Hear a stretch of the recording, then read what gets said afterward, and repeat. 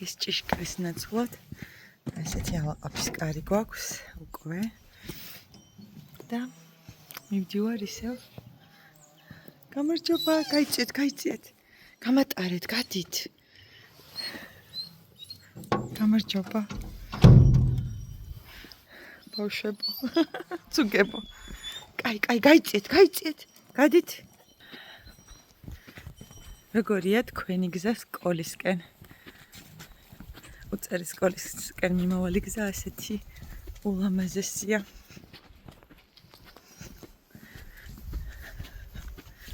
და ზუსტად 10 წლის წინ აქ ჩემი მასწავლებლური თავგადასავალი და სულ ვოცნებობდი რომ ისევ გამევლო ეს გზა, მაგრამ რადგან მუშაობდი ეს შეუძლებელი იყო აქამდე.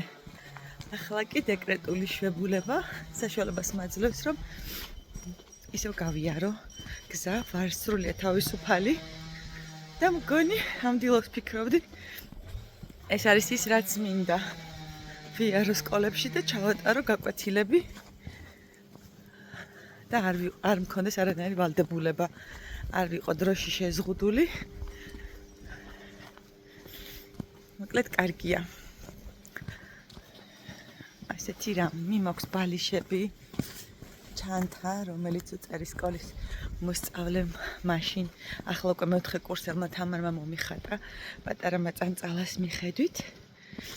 და ამ ჩანთაში მიდევს ჩემი თბილისის მოსწავლეების რვეულები, ქართულის რვეულები, სიტყვის ბარათები და ჩემი დღიური. გადავწყვიტა რომ დღეს წერის შესახებ ვესაუბრო უწერის სკოლის ბავშვებს და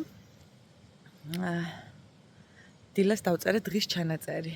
ასევე მიმაქვს წიგნები და მინდა რომ გავაცნო ეს წიგნები, რომლებიც ამ ბოლო დროს წავიკითხე.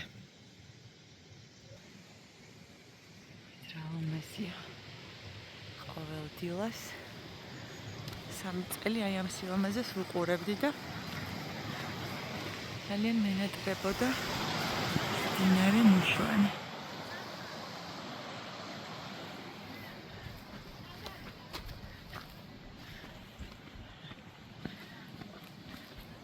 ან ხდებოდნენ ხოლმე ძირითადად ღორები, ძაღლები, იშვიათად ადამიანები და აი ამ ჩამოცენილ ფოთლებში მივიდიოდი ხოლმე.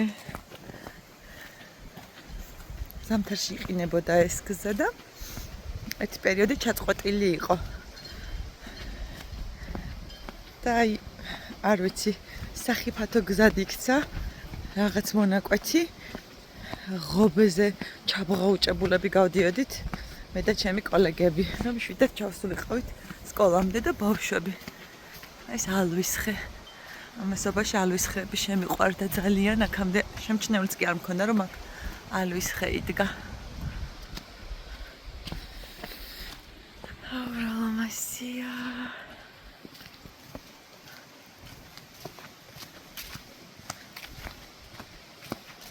წინ მიდის ბესო, ჩვენი მეზობელი, რომელიც ყოველდღე ონში დადის.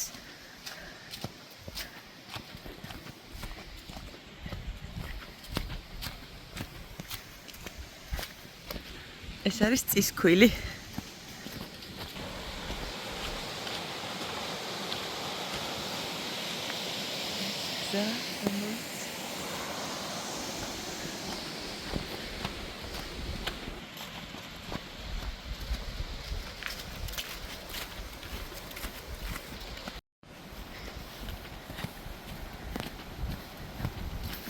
ამეთიშა.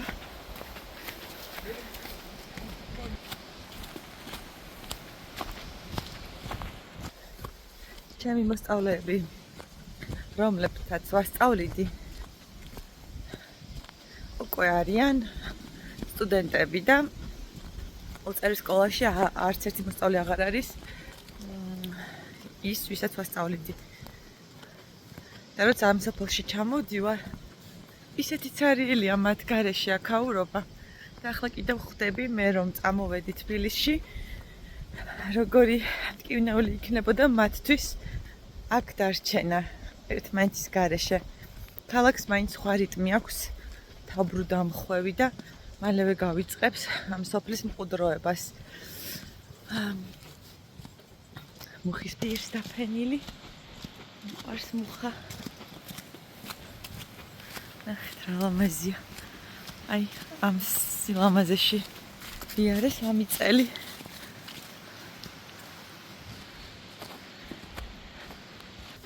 სოფლის სკოლების შესახებ დღესაც ბევრს არ ვლაპარაკობთ და ქალაქელმა ბავშვებმა არც იციან, რომ ზოგ კლასში მხოლოდ ერთი მოსწავლეა არის სოფლები, სადაც მხოლოდ ერთი მოსწავლეა მთელ სკოლაში, არა თუ კლასში. და კი სწავლობენ მაგალითად რევაზინანიშვილის მოთხრობას ეთერი, სადაც აღწერილია მიტოვებული სოფლის რეალობა, წერტილი და მძიმე გოდერძი ჩოხელის, მაგრამ მაინც არ არის ხოლმე საკმარისი ჩემი დაკვირვებით, რომ გაითავისონ თუ როგორ განსხვავდება სოფლისა და ქალაქის რეალობა. და აგერ უკვე 7 წელი არის, რაც ქალაქში დავბრუნდი და ვასწავლი. და სოფელში რაც არის, ვაიმე სოფლის ხიბლი რაც არის, ხო, ის ვერსად ვერ ვიპოვე. მრავალრიცხოვანი კლასები, რიტმი, როგორც აღვნიშნე, რაღაცნაირი უფერული შენობები, საკლასო ოთახები, ეს ყველაფერი ქმნის ისეთ უსახურ გარემოს, მოდი ვთქვათ, რეალობა რაც არის და მოწყენილობას იწვევს, ქცევას ართულებს, იმიტომ რომ მასწავლებლებისთვისაც რთულია გაუძლოს ამ რუტინას. არა თუ ბავშვებს, მასწავლებლებსაც ძალიან გვიჭირს და სისტემა, რომელშიც ჩვენ მუშაობთ, არის ძალიან მოუწესრიგებელი და გადასალაგებელი, იმიტომ რომ იკარგება საერთოდ სიხარულის განცდა და ეს მხოლოდ პირად ძალებზე არის დამოკიდებული შენს ხასიათზე, რომ შეინარჩუნო განწყობა ყოველდღიური და ბავშვებსაც გადასდო და ბავშვებთანაც მიიტანო ეს სიხარული. ხოლო აი მასწავლებლების განწყობაზე ვერავინ ვერ ფიქრობს სამწუხაროდ, ისე არის სისტემა აკინძული, გულისხმობ გაკვეთილები, მე ვფიქრობ საერთოდ 2 კლასზე მეც არ უნდა ვასწავლიდეთ, მაგრამ ამ ახალი სახელფასო სისტემის გამო თუ არ ყავს, თქვათ 4 კლასი, საარსებო მინიმუმი შეიძლება კი ვერ გამოიმუშავება, ამიტომ იძულებული ხარ, რომ ისევ დაიტვირთო საათობრივად, რაც ძალიან ცუდია. მე ველოდებოდი, რომ თქვათ დავთმობდი 2 კლასს და მხოლოდ 2 კლასს ვასწავლიდი, რაც ბავშვებისთვის უკეთესი იქნებოდა, ჩემი მუშაობის ხარისხზეც აისახებოდა და ეს სტრესი ჩემი მცირდებოდა, რასაც განვიცდი ამ როლების შესწორებისას, არაფორმალური გარემოს დაგეგმილი აქტივობებისთვის, რაც მჭირდებოდა ეს დრო, უფრო უკეთ გამოვიყენებდი, მაგრამ არ გამოვიდა ასე და ველოდები, რომ ისევ აუცილებლად უნდა შეიცვლება განათლების სამინისტრო შეცვლის ამ სისტემას, იმისთვის რომ ვიყოთ ჩვენც მასწავლებლები ბედნიერები.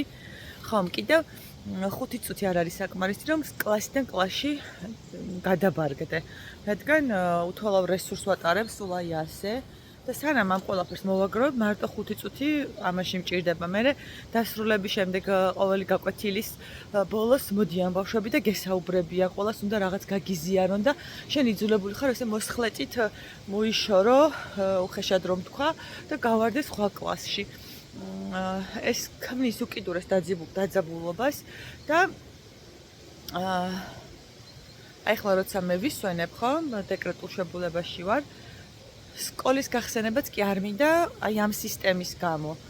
ბავშვები მენატრებიან და ეს არ ნიშნავს, რომ სკოლას მოვწყდები, ან აღარ მინდა სკოლა, მაგრამ თვითონ აი ამ სისტემამ ძალიან მომშალა და მომირღვია ეს სიმშვიდე.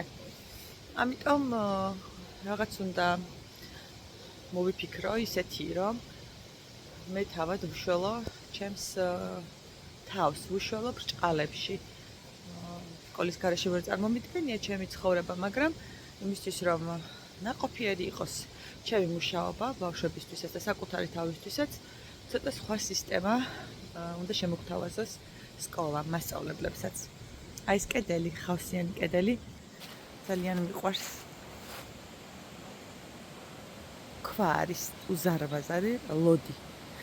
ხავსით დაფარული და აქ სულ ასია ხოლმე. მოკლედ მიუახლოვდით, ახლა გავარ გზაზე და კიდენ დავეშვები სკოლისკენ. ჩამოვიარე ბეგი, რომელსაც ეძახიან მდინარის გასწვრივ ხევს და გავდივარ ახლა ანშარა გზაზე. გესმით ალბათ რივნის ხმა, მდინარე რიონის ხმა და ხეთ რა საოცრება. აქაც ალვის ხე შემომხვდა. იქით დათოვლილი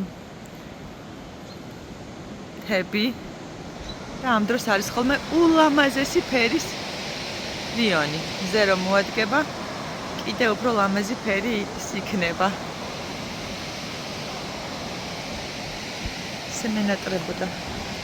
მენატრება ხოლმე ეს გზა. ყველაზე ლამაზი გზა არის ჩემთვის, რაც კი სკოლამდე გამივლია. ეს უკაც მომყვება ჩემი უბნიდან. წადი, გამიძახი წინ. მდინარე მუშვანია, ეს ხევი ჩამოვიარე. რა ლამაზია. აი, გამოვედი რომ მანქანას. და ერთი სული მაქვს ახლა როდის მივა წერი სკოლაში და რა ბედნიერება. იქ მისვლა, სადაც შენი მისვლა უხარი, შენი დანახვა უხარია და სადაც გელოდებიან. მთელი სულითა და გულით.